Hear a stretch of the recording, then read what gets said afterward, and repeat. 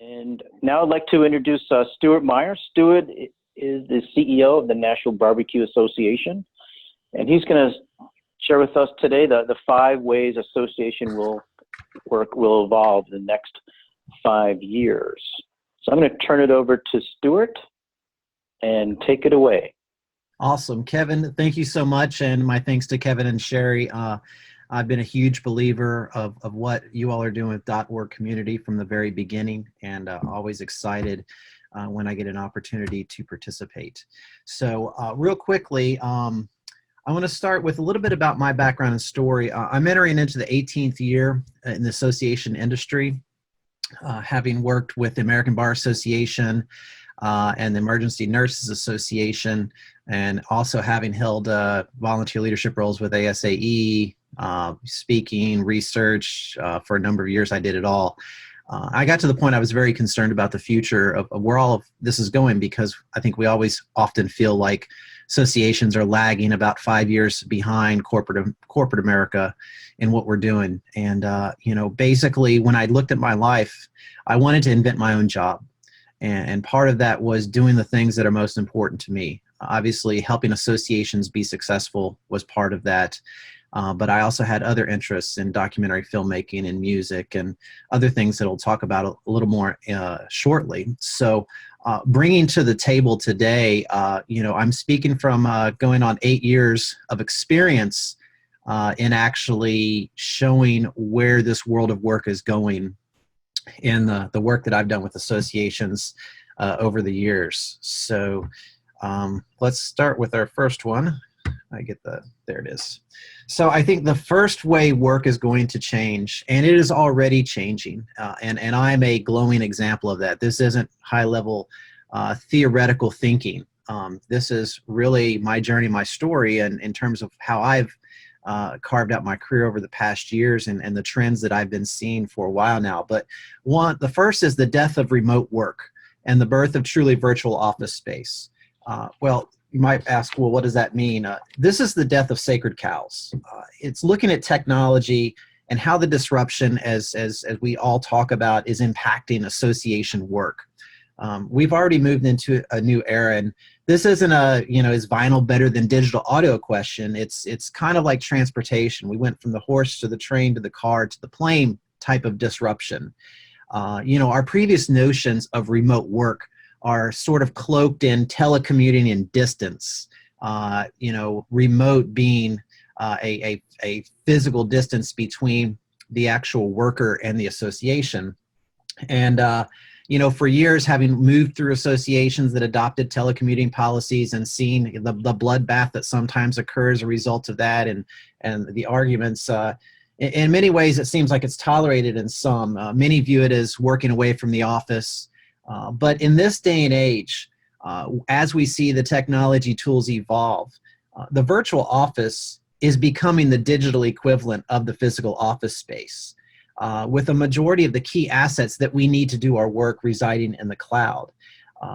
Working virtually now provides more of a close proximity than it ever has in terms of the execution of our work. And I think proximity is the key to all of this, because proximity is why physical office space exists in the first place. There's tools that we're using at NBBQA that is basically, we have no office space. And I'll talk a little bit about the NBBQA story towards the end in terms of what we've done. But it's the notion of looking at virtual tools, replacing physical tools, and beginning to view our work not as departmental fiefdoms, but more as task-based job roles in terms of how we do our work.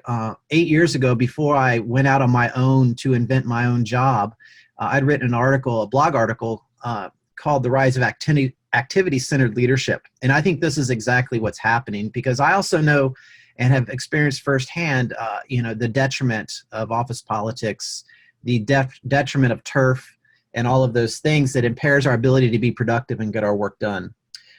Platforms like Basecamp, which we live and breathe on, are becoming the new virtual office space. And technology tools like this, Zoom, the only thing that we're lacking is being able to hand a cup of coffee to each other.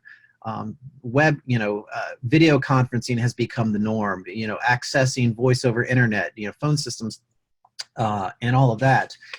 So 2.5 years ago, I came on board with MBBQA. They were working with an AMC and had physical office space.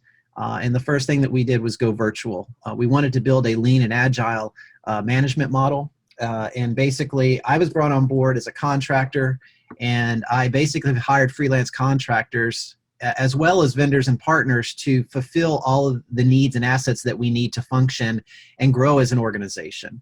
And so much of that has become centered in using as many virtual tools as we could access, from Dropbox to Uma to Basecamp to freeconferencecalling.com, to SoundCloud, YouTube, to so many others in executing our work. So, I'm a living case study of what we're talking about here. So let's move to the next way that I see that association work is changing, and that is the rise of the freelance association professional workforce.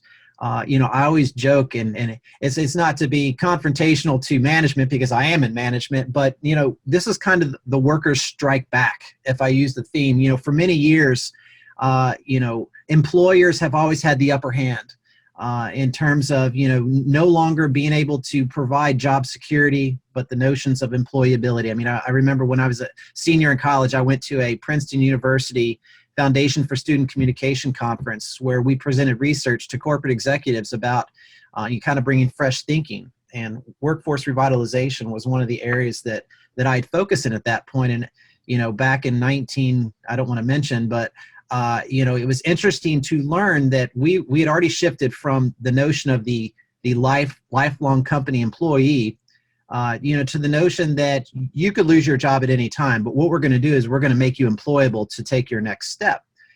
So that sort of loyalty was lost a very long time ago, and that's not to say that loyalty can't exist, but now with the rise of technology and what we're doing, this is the notion of and differentiated from the role of a consultant as a fractional worker. Basically, we have more control over the terms of our situation, our employment and living, because of technology now more than ever. And technology is really the gateway to being able to work where you want, live where you want, and diversify your career risk. And at the end of the day, a freelance association professional, and I've written a definition here, is a skilled association professional who devotes a fraction of their time to multiple associations on short-term or long-term assignments or activities as contractors, as differentiated from a consultant or an FTE. Now, as a CEO, and having been in senior management back when I was in the bricks and mortar association world, all the time there were always gaps in resources and specialty resources that we would need but couldn't justify an FTE, either because of the budget or because it just wasn't a full-time job, and that created much of a dilemma. But the notion of, essentially, I've become a freelance association professional, having done all sorts of assignments with multiple associations working forward. And the powerful thing is, when you're an FTE, you're hired for your strengths, but you're eventually cast into your weaknesses at some point, because you're expected to work 40 to 60 hours a week. And in management, you're just looking at how you can stretch your resources as far as you can, versus doing what I think that we all should do, is optimize the productivity of our resources, which is very different than maximizing. I think for late career stage folks, this professional option is, it's not that we're lose our intelligence or our ability or wisdom as we get older. As a matter of fact, that improves. But I think part of the employment challenge of senior career stage folks at a certain point is they're too top heavy in terms of their price tag, versus what they're able to be brought in to do. But if we're able to begin to specialize in specific areas and bring those skills at a fraction to the table, then all sorts of new opportunities create themselves for, as we continue to move forward in our careers, to be relevant as long as we really want to in doing this type of work. And it creates a level of agility and flexibility that is great. But the good news here is it's equally good for associations. I think it's a real win-win situation, as you'll see in the next slide. is that I think we're also seeing the rise of management productivity and efficiency and cost savings. And the notion of being a truly virtual association that either incorporates a fraction of their workforce as association freelance professionals, or if you have the majority of your workforce as association freelance professionals, you reduce your overhead. Freelancers are contractors, so it reduces payroll-related expenses. It results in a highly skilled and agile workforce, and it reduces what I think is the detriment of office politics and turf. It begins to help us shift from a departmental-based management approach to an activity-based management approach. And basically, it also enables us to do what is often hard as executives, and that is finding ways to allow individuals that just may not be working out to find their way to their next opportunity. You know, the reality of the way that MBBQA has worked is that we've had in 2.5 years, you know, some key turnover in a couple of areas, but it's enabled me to get to the point where we get the right person in place in less time. Sometimes, and I know I've experienced it firsthand, it's very, very hard to handle that in a bigger organization. And from the professional standpoint, once you have a diverse portfolio of assignments and organizations, if an organization wants to break ties, well, that's just, you know, you've got other stuff. It's not like you have all of your eggs in one basket in terms of that. You know, the thing that I would focus big on, it aligns talent with strengths, and enabling folks to specialize rather than become generalists at a certain point because of their full-time obligation. It provides the ability to better collaborate with expert partners and vendors. You know, we have a lot of transparency, and we'll talk a little bit more about that in a minute. But, you know, we are really on the same page, working like a well-oiled machine, specifically via Basecamp as the enabling platform for us in many ways. But, you know, we feel like we're all in close proximity to each other, even though we're spread out all over the country in what we're doing. And admittedly, you know, there are new HR and eventually I think IRS paradigms that will likely result from this. But those are, I think, mere adjustments to what is emerging as this brave new world of work that we're moving into, and in many cases have already moved into. The next way that everything is evolving, I think, is the rise of transparency and collaboration. You know, we've always had a spirit of collaboration with our stakeholders. That used to be my favorite word to describe anyone who has a connection to the organization. But, you know, this is our vendors, our leaders, our volunteers, different partners, you know, vendors, consultants, all of that. But the reality is, as I said, this new virtual space enables us to create greater proximity between all of our tentacles in what we're doing so that we can be responsive more quickly. We can be more organized in our communication. We can be more organized in our planning, our project planning, more organized in what comes next. We can keep better track of what we're doing. And again, these virtual tools is what's enabling this. And I'll draw back again to Basecamp, which is the platform that we use. You know, and in some cases, you know, we may not want more proximity with our board of directors. You know, I can certainly see a lot of CEOs on the line probably smiling about that. But the reality is that when things go bad in associations, breakdowns and failures are often the result is when we lose proximity. You know, whether that proximity is physical, whether that proximity is virtual, we become disconnected and things begin to break down. So, you know, take it as the best defense is a good offense, but suddenly this way of operating puts us in a position where we're truly in it together. You know, the boards have the opportunity to be updated almost in real time, almost daily. Now, granted, you know, there are a couple of areas that I keep not ready for prime time, but by and large, probably 95% of Basecamp is accessible for review by our entire board. And I like the fact that they know what's going on. The areas that are secret, or not secret, but private, is I have a CEO management area, which is sort of my back office. And, with a couple of our team members, we have our one-on-one areas, which ultimately is a staging point for sending a lot of tasks into the larger platform, and quickly tying in the relevant stakeholders that needs to be in there. In terms of our Basecamp platform, we probably have in total 50 or 60 individuals that are on our platform that have everything ranging from official partners to vendors to leaders to committee members, the whole 9 yards. And creating a new area can be done within minutes. So then the next point, I've got about 5 minutes, and then I want to head into some Q&A. And this is our fifth way that the way of work is changing, is the notion on a very personal level. It's time that we have the opportunity to invent our dream jobs and enjoy the revolution that's happening. And, I'm not channeling some sort of unmet desire to be a motivational speaker, but at the end of the day, there are some days I just found myself to be absolutely miserable, kind of being trapped in one organization in uncertain times, not having much control over my destiny, and not being able to spend more time in the things that personally matter to me the most. It's by design that these slides that you've seen clearly are from my family vacation in Colorado in June.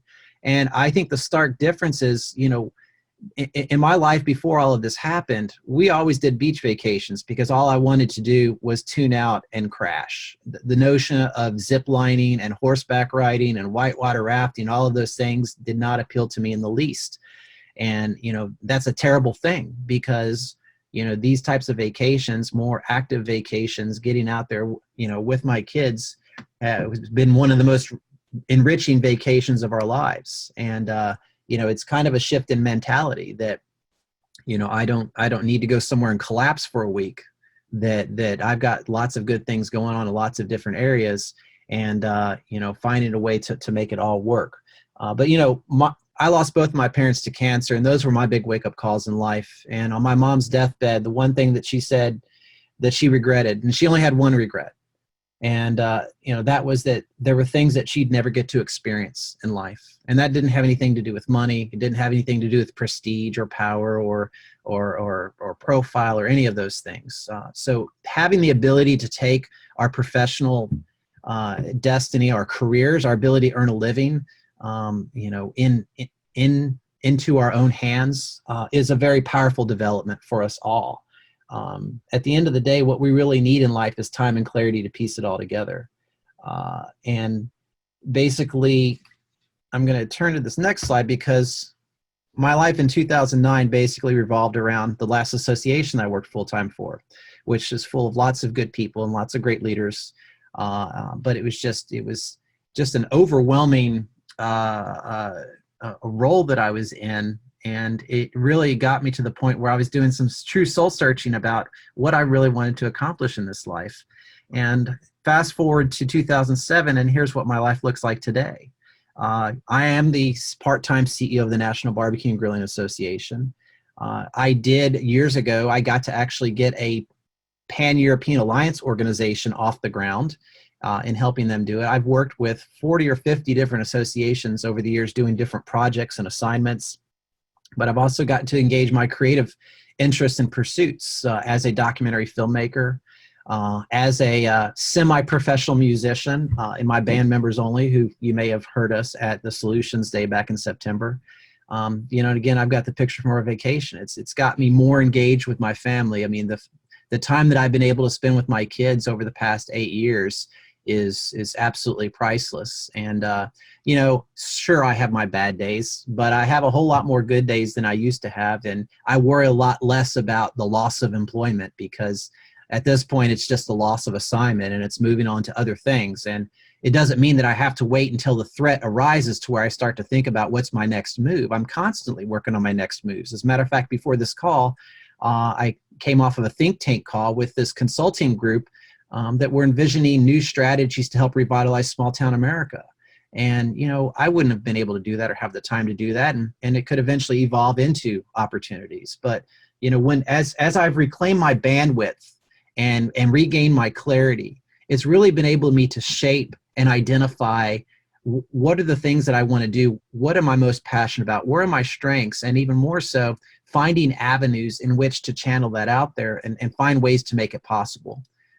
Because when you're paid a high dollar working as a senior executive for one association, it's almost sacrilege to think of anything else. And let's face it, at the end of the day, you can create the coolest office and you can have lots of great things and benefits and lots of great staff events. But at the end of the day, what we want more than anything else is really to have a life, and this is why I love this trend that's occurring. It's also why I'm a champion of it, because I think that it's good for humanity as we continue to move through this and to reshape our mind frame and to reshape the paradigm of how we work so that we can be valuable to ourselves, to our families, to our communities, which I think is important. So what's next?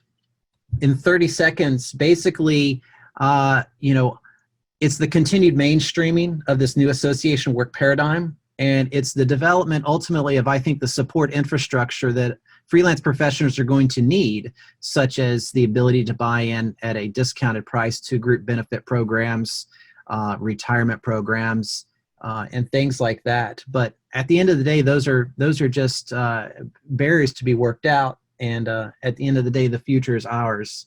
And I'll leave it with the notion. I was watching Anthony Bourdain's Parts Unknown about Antarctica the other night, and I think it reminded me of this very scenario. It's these enclaves of scientists that work and live in Antarctica, and they have this great, well-oiled little model for these communities that they live in this highly inhospitable place, and it works very well.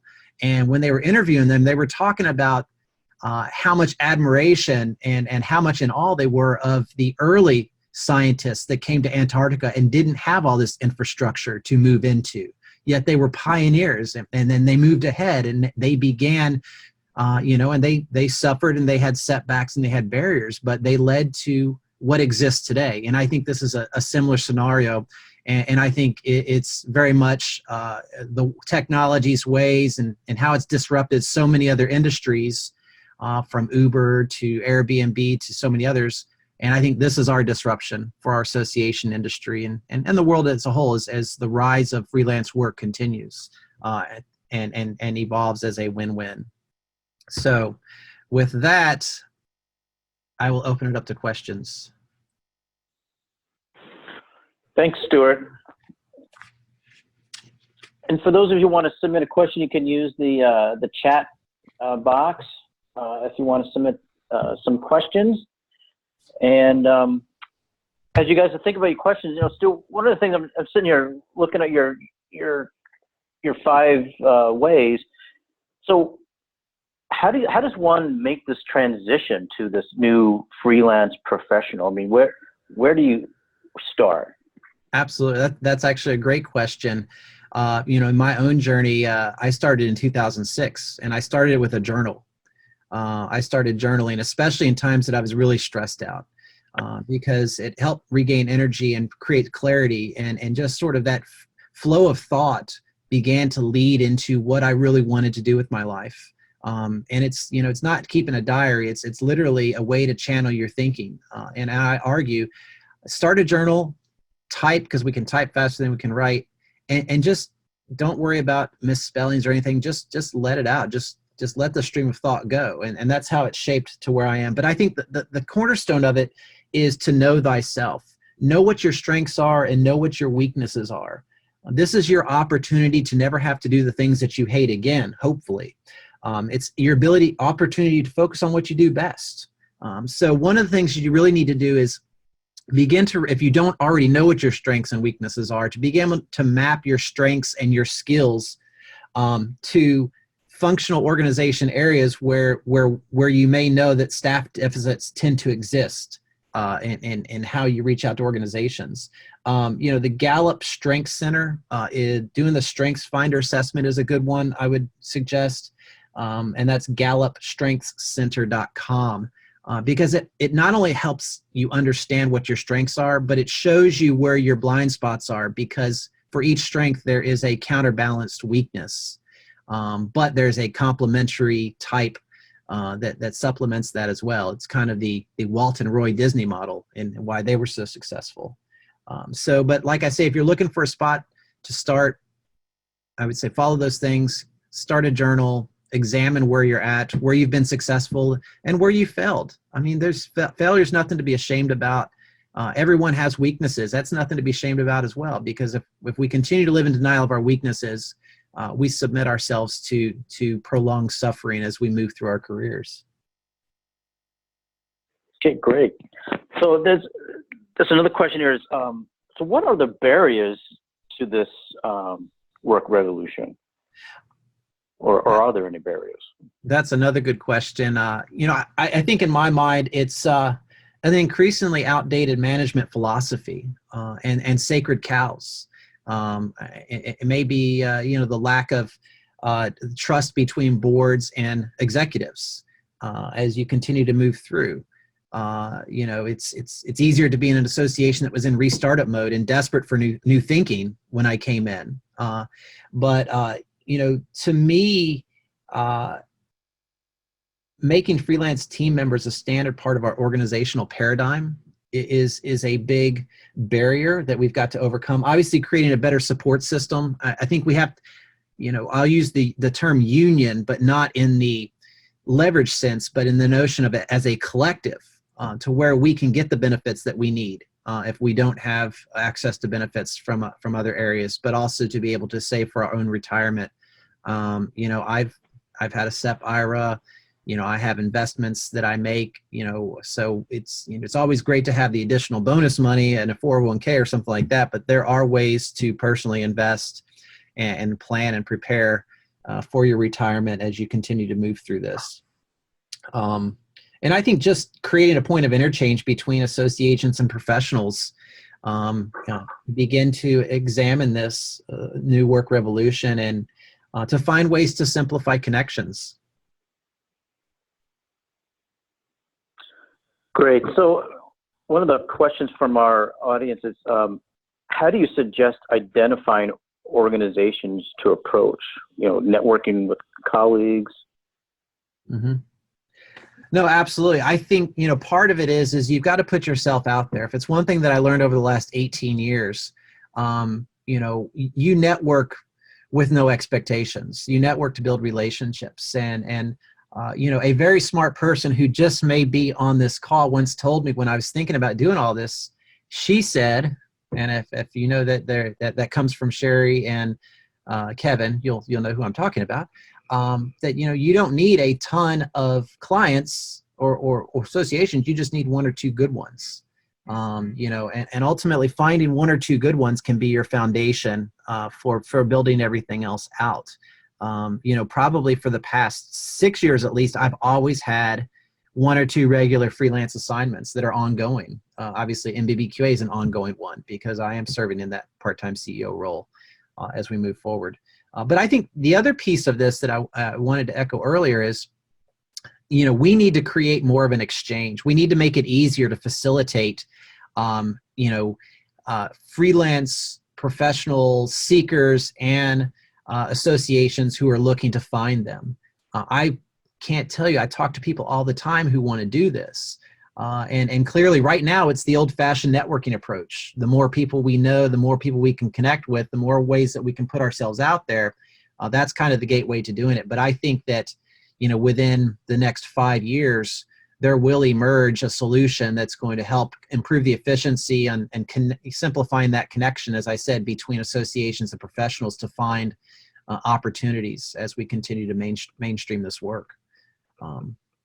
I think it also redefines how we put together what we may have once called a resume. I don't want to call it a resume anymore, but and I've worked with some folks just kind of on an ad hoc level that are doing this in terms of identifying, how you create your profile, that it shows not only what your experience is, but very specifically the types of functional areas and work assignments that you're seeking and areas that you've been most successful in.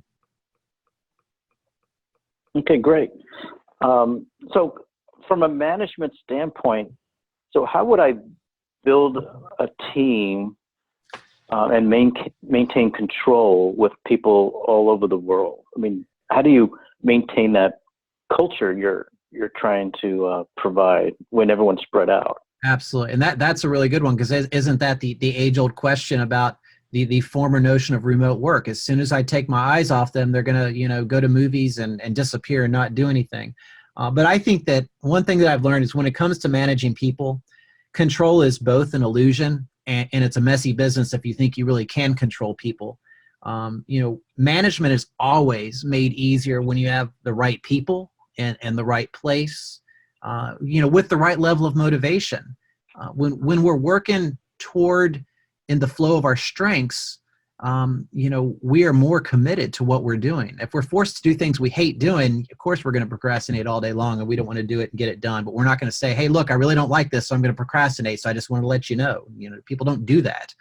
But it's the notion, I think, that it pits management, I think, at its most effective level when we're ultimately getting right people in the right place to do the right things, and then getting out of their way and let them finish it. And you're ranking their achievements not on how many hours they clock. You're ranking their achievements on completing what they've been asked to do. When you start to manage it from that standpoint, it's a lot easier, whether you're in person or not, to connect that way. The other thing is, obviously, tomorrow I'm sitting down with my CFO. We're getting together one-on-one. We get together every couple of months. Our team members work together a couple of times a year. And I would say it's kind of like relatives at the holidays. We have enough time to really enjoy being in the same room and working together, but not so long that we start to irritate each other. And then it keeps us more focused on what we're trying to get done than the politics of relationships and personalities, which I see as sort of moseyed out of it. But I feel very much in the time that we do spend communicating, I feel more connected to our team than some team members when I was in an office setting, in an office space doing that. I think the one thing that you might have to be prepared to lose out of all of this is the messy office politics. And it's not that we're putting people in a vacuum, but when you have virtual proximity versus physical proximity, fiefdoms tend to grow slower or grow at all in terms of that. And there's scientific, psychological research proven fact that our physical proximity will determine the strength of our relationships in a lot of ways. And that's why fiefdoms and factions swell up in traditional office settings.